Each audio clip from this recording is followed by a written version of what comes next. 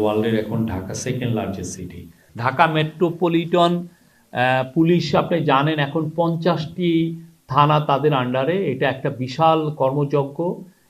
তাদের এই কাজটাকে কিভাবে আরও সহজতর করা যায় সেই জন্য আজকে ডিসকাশন হয়েছে, কোনো ডিসিশন হয়নি যে কিভাবে ডিএমপিকে ঢাকা উত্তর, ঢাকা দক্ষিণ বা অন্যান্য মানে একটা বা দুইটা পার্টে কিভাবে এটাকে আলাদা করা যায়। করলে যেটা হবে যে এখানে কাজের গতি বাড়বে, এই আইন শৃঙ্খলা পরিস্থিতি আরও ভালোভাবে নিয়ন্ত্রণ করা যাবে।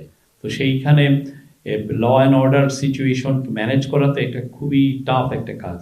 সেই কাজটাকে কিভাবে স্মুথ করা যায়, আরও ইজিয়ার করা যায় এবং এতে যাতে আইন শৃঙ্খলা বাহিনী আরও ভালোভাবে রেসপন্ড করতে পারেন এনি ল অ্যান্ড অর্ডার চ্যালেঞ্জেসগুলো।